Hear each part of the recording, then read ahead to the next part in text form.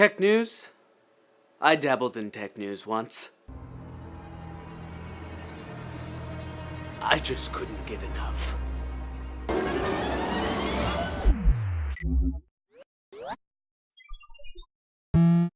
Ubisoft is taking the wraps off of the sequel to their open-world hacking game, Watch Dogs. Watch Dogs 2 features a new protagonist, Marcus Holloway, a young member of the hacker group DedSec.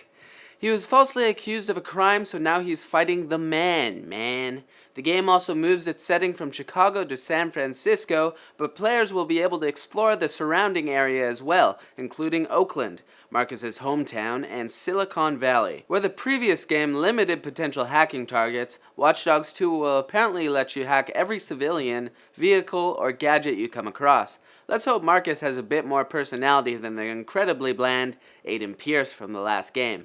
I mean, his signature weapon is a pool ball on a tether. He's gotta be interesting. Also, Ubisoft thinks they really nailed the whole hacker culture thing this time around. Their messages sound very serious, but there's also a lulzy element to it, the way they have fun with what they're saying.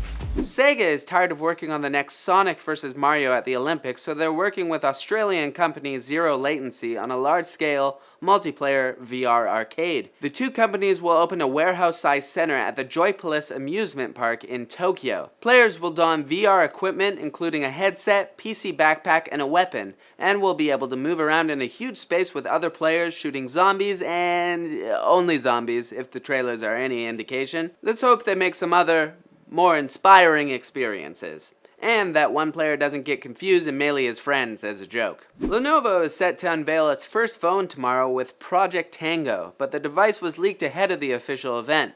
Project Tango is Google's advanced spatial depth sensing and mapping technology announced in 2014. If the leaks are anything to go by, the phone is called the Lenovo Fab 2 Pro. It has a 6.4-inch display and a rear-mounted fingerprint reader alongside the 3 cameras that enable the Tango functionality. Regardless, we'll get the full story tomorrow at Lenovo Tech World 2016 alongside some new Motorola phones. Then we can 3D map all the things. It's time for... Short news story said more quickly than the others. Thank you, Hayden. You seem like a chill dude, and I like that about you. Send a clip to @BarrettMurdoch on Twitter, that's me, of yourself saying shorter news stories said more quickly than the others for a chance to get featured. Also, thank you everybody from last week who followed me after I confessed my sadness from being so behind Jack and Keys in the whole tweets department. So. Love ya! Intel has released their first Broadwell EX Xeon processor, the i7 V4 with 24 cores, 48 threads, and 60 megabytes of cache. Keep your pants on though, because you probably can't afford it. Just so we're clear. Chinese company eHang has gotten approval from the Nevada government to test their passenger quadcopter in the state. Everyone's calling it a passenger drone, but isn't it just a helicopter? I mean, it's a fancy helicopter, but yeah. Anyways, Rainbow Six Siege will be following Overwatch's lead and permanently banning cheaters after their first offense.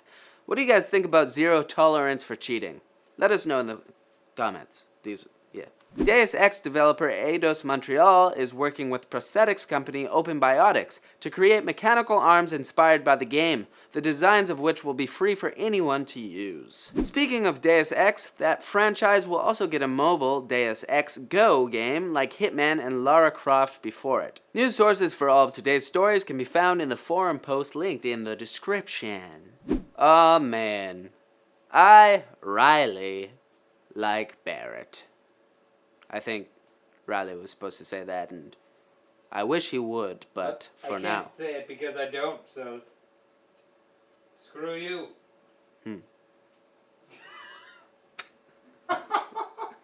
You might have noticed I'm wearing something slightly more formal than I usually do on NetLinked. Normally, the three of us here in the studio wear pretty casual clothes, especially in the summer, but for those of you who have to wear stuffy office clothes every day, we feel your pain. And so does Ministry of Supply. They're a clothing company founded by 3 MIT students who wanted to create everyday clothing that could be as capable as their athletic gear, while making you look like the coolest professional dude in the office. Ministry of Supply's clothing keeps you cool and dry with sweat-wicking fibers, breathable fabrics, and phase-change materials developed by NASA, which help regulate your body temperature. Plus, there's no dry cleaning or ironing needed. A simple washer and dryer will do you just fine. Ministry of Supply, or the Ministry, as I like to call them, sent us some great clothes for summer. I'm wearing the Apollo dress shirt, which has a 4-way stretch. Jack's wearing the Apollo polo made with the same fabric, while Riley's wearing the Gemini button-down. And Father's Day is coming up. What a great gift idea! Now these are already a sweet deal since you get free shipping and returns along with a 100-day hassle-free return policy. But you can also get 15% off your first purchase by clicking this link or the one in the description and using promo code NCIX15. You could look just like us, which is exactly what you want, or your dad could. Click here if you're interested. Alright, that's it for Netlink Daily, guys. Thanks for watching. Click here to watch more videos. Follow us on social media over here, and don't forget to like and subscribe for more videos like this from NCIX. And I know I said I couldn't get enough tech news in the intro, but what they say is true. That was probably enough for one day, so until next time, my compadres.